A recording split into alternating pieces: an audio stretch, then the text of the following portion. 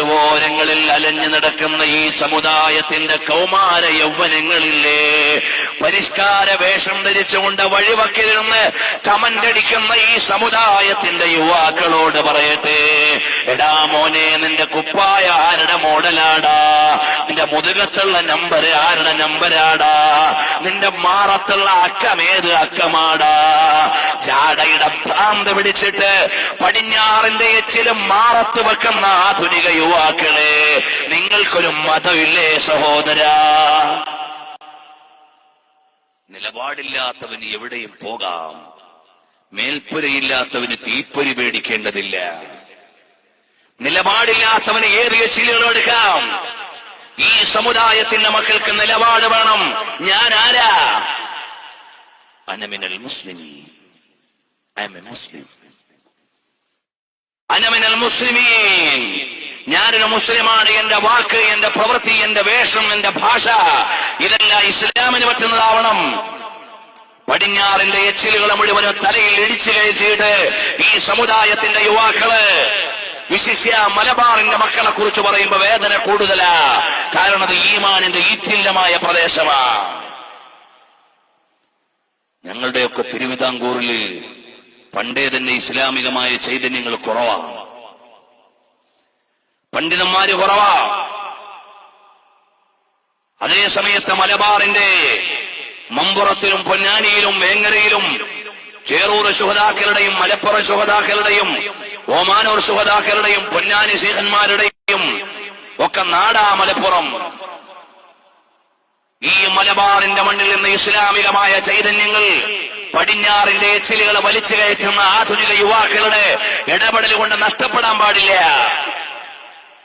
Gulf പണത്തിന്റെ പ്രമത്തതയിലൂടെ ഒരുപാട് അനാചാരങ്ങളെ വീട്ടിന്റെ അകത്തളത്തിലേക്ക് കൊണ്ടുവന്ന പ്രവാസി ഇന്ന് പ്രയാസങ്ങൾ ഉണ്ടാക്കിക്കൊണ്ടിരിക്കുകയാണ്. ആരും എന്നെ തെറ്റിദ്ധരിക്കരുത്. പ്രവാസത്തിലൂടെ നമ്മുടെ കേരളത്തിന് ഒരുപാട് കെട്ടിടങ്ങൾ കിട്ടിയിട്ടുണ്ട്. പ്രവാസത്തിലൂടെ നമ്മുടെ കേരളത്തിൽ ഒരുപാട് മതസ്ഥാപനങ്ങൾക്ക് സഹായം കിട്ടിയിട്ടുണ്ട്. അതൊന്നും മറക്കുകയല്ല. അതേ സമയത്ത് പ്രവാസിയിലൂടെ നമ്മുടെ വീട്ടിലെ ആചാരങ്ങളിലേക്ക് കടന്നു വന്ന അനാശാസ്യ പ്രവണതകളിലൂടെ കല്യാണങ്ങൾ കൂത്തരങ്ങുകളും തോന്നിവാസ കേന്ദ്രങ്ങളുമായി മാറി. അപ്പോഴാണ് ഇനി താക്കാത്തിന്റെ പരീക്ഷണം ഇടുത്തിയായി സൗദി അറേബ്യയിലേക്ക് വരുന്നത്. ഇനിയും പുതിയ പുതിയ നിയമങ്ങൾക്ക് വേണ്ടി അവിടുത്തെ ഭരണാധികാരികൾ ചിന്തിക്കുകയാണ്. അപ്പോഴാണ് സ്വദേശവൽക്കരണം ഒമാനിലും കുവൈത്തിലും എല്ലാം വരുന്നത്. സൗദി അറേബ്യയിലും സ്വദേശവൽക്കരണം വരികയാണ്. അല്ലാഹു സുബ്ഹാനഹു വ തആല ഉറവകളും നിലവറകളും തുറന്നു തരുമ്പോ പണത്തിന്റെയും പ്രതാപത്തിന്റെയും ആഢ്യത്വത്തിലും ജാടയിലും പ്രിയമുള്ള സഹോദരാ, പള്ളിയുടെ അകത്തളത്തിലിരുന്ന് കണ്ണീരൊലിപ്പിച്ച് വാപ്പമാര് ഉപ്പാപ്പമാര് വാനലോകത്തേക്ക് കൈ ഉയർത്തിയിട്ട് ദുആ ചെയ്തതാ. രാവിലെ മുതൽ വൈകുന്നേരം വരെ മലപ്പുറത്തെ മലമേടുകളിൽ വളരെയേറെ അധ്വാനം നടത്തിയിട്ട് വൈകുന്നേരം വീട്ടിലേക്ക് വരുമ്പോ പാടത്ത് പണിയെടുത്തിട്ട് പാടത്തോട് ചേർന്ന് 4 കാലിൽ ഉയർത്തിയ ശ്രാമ്പിയിൽ കയറി മഗ്രിബ് നിസ്കരിച്ചിട്ട് ഈ സമുദായത്തിന്റെ ഉപ്പമാര് ദുആ ചെയ്തതാ. അല്ലാഹുവേ, എന്റെ മക്കൾക്ക് നിഅമത്ത് നൽകണേ അല്ലാ. അല്ലാഹുവേ, എന്റെ മക്കൾക്ക് അനുഗ്രഹം നൽകണേ അല്ലാ. ആ പ്രാർത്ഥനയുടെ പുലർച്ചെയായിരുന്നു ഗൾഫിന്റെ കവാടങ്ങൾ തുറന്നത്. ആ പ്രാർത്ഥനയുടെ പുലർച്ചെയായിരുന്നു നമുക്ക് സാമ്പത്തികമായ സമാഹരണത്തിനുള്ള വഴികൾ തുറന്നു കിട്ടിയത്. എന്നാൽ ഗൾഫിന്റെ സെക്കൻഡ് ജനറേഷൻ വരുമ്പോൾ, അല്ലെങ്കിൽ തേർഡ് ജനറേഷൻ വരുമ്പോൾ അവര് വന്ന വഴികൾ മുഴുവനും മറന്ന് ആഢ്യത്വത്തിന്റെയും ജാടയുടെയും ലോകത്ത് ഒരുപാട് അനാചാരങ്ങളും ഒരുപാട് ധൂർത്തൻ ആശയങ്ങളും വീട്ടിലേക്ക് കൊണ്ടുവരുമ്പോ എന്റെ പ്രിയമുള്ള സഹോദരാ, നിന്റെ ഭാര്യയുടെ വേഷം എന്താ മോനെ? നിന്റെ പൊന്നുമോൾക്ക് നീ വാങ്ങിക്കൊടുക്കുന്ന കുപ്പായ ഏതാ മോനെ? എന്റെ ശബ്ദം ശ്രവിക്കുന്ന പെങ്ങളെ, ശരീരത്തിന്റെ ഭാവവും ശരീരത്തിന്റെ ഭാഷയും മറ്റുള്ളവരെ അറിയിക്കുന്ന രൂപത്തിലുള്ള വസ്ത്രം ധരിക്കാൻ പാടുണ്ടോ മോളെ? ഇന്ന് ബനിയൻ ടൈപ്പ് ബോഡി ഷേപ്പ് കുപ്പായങ്ങളുടെ ജ്വര, ഭ്രാന്ത നമ്മുടെ സമുദായത്തിന്റെ മക്കളെ അനുഭവിച്ചുകൊണ്ടിരിക്കുന്ന, അല്ലെങ്കിൽ അവർ ഉപയോഗിച്ചുകൊണ്ടിരിക്കുന്ന വസ്ത്രം സംസ്കാരം അപകടകരമായ ഒരുപാട് സൂചനകളാണ് നൽകിക്കൊണ്ടിരിക്കുന്നത്. തെരുവോരങ്ങളിലേക്ക് ഇറങ്ങിയാൽ ഈ സമുദായത്തിന്റെ പെൺകുട്ടികൾ പട്ടണങ്ങൾ കീഴടക്കിയിട്ട് ആറാടുകയാ സഹോദരന്മാരെ.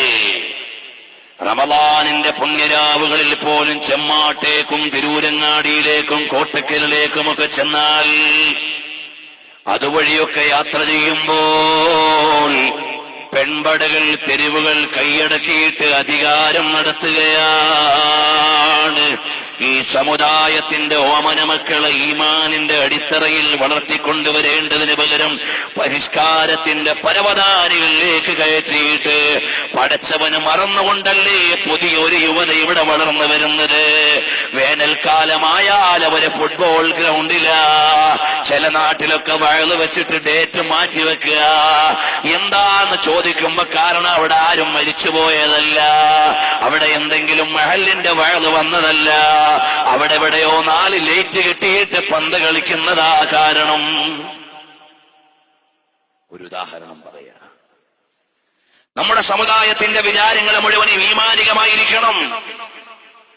നമ്മളൊക്കെ വിചാരിച്ചു 4 ചില്ലറയൊക്കെ കിട്ടി ഇനി പഴയ മലപ്പുറം കാക്കായാ പോരാ, നമുക്കൊരു advanced American, the real taste of America, the real style of Europe ഒക്കെ ആകണം എന്ന് വിചാരിച്ചിട്ട് ഈ സമുദായത്തിന്റെ മക്കൾ ആത്മീയതയെ മറന്ന്, ആത്മാവിനെ മറന്ന് ആത്മഹത്യാപരമായിട്ട് നമ്മൾ ചാടുക. ഇവിടെയാണ് ഓരോ മഹല്ലുകളും ചാടിപ്പോകുന്ന പെൺമക്കളുടെ ദൈന്യതകൾ പങ്കുവെക്കുന്നത്.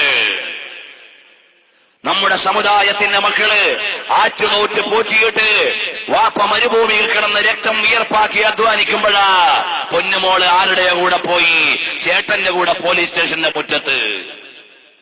എത്ര വാർത്തകളാ! വാർത്ത എന്ന് പറഞ്ഞാൽ ന്യൂസ് മീൻസ് വാർത്ത, ന്യൂസ് മീൻസ് സംതിങ് ന്യൂ,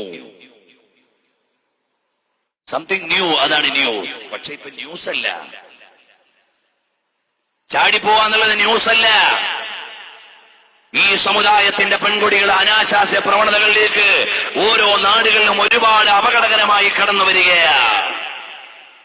അറിഞ്ഞതിനേക്കാൾ എത്രയോ അറിയാത്തത് അരമനകളിൽ ചീഞ്ഞു നാറുകയാണ്. എവിടെയെന്ന് ചോദിച്ചാൽ ജന്മം നൽകിയ കുഞ്ഞിന് ഗർഭം നൽകുന്ന പിതാക്കന്മാരുള്ള കാലം എവിടെയാ നമ്മൾ വായിച്ചത്? ജന്മം നൽകിയ പൊന്നുമോൾക്ക് ഗർഭം നൽകിയ പിതാവുള്ള കേരളത്തിലാണ് നമ്മൾ ജീവിക്കുന്നത്. നൊന്തുപെറ്റ മോളെ കാമുകന് വേണ്ടി കൊലപാതകം ചെയ്ത് കുഴിച്ചു മൂടിയ തള്ളമാരുള്ള ലോകത്താണ് നമ്മൾ ജീവിക്കുന്നത്. എവിടെയാ ലോകം വലുതായത്? ലോകം എവിടെയാ വലുതായത്? നമ്മളെല്ലാം വിചാരിക്കും പഴയ ലോകമല്ല, നമുക്കൊക്കെ ലോകം ഇങ്ങനെ തിരിഞ്ഞിട്ടുണ്ട്, ലോകം കീഴ്മേൽ മറിഞ്ഞിട്ടുണ്ട് എന്നാ പറയേണ്ടത്. നമ്മൾ പഴയ തലക്കെട്ടൊക്കെ പോയി, പഴയ കുപ്പായൊക്കെ പോയി, നമ്മളിപ്പോ ലോകം തിരിഞ്ഞു. എന്ത് തിരിഞ്ഞു? ആത്മാർത്ഥമായി വസ്തുതകളെ വിലയിരുത്താൻ പുതിയ ജനറേഷൻ തയ്യാറാവണം.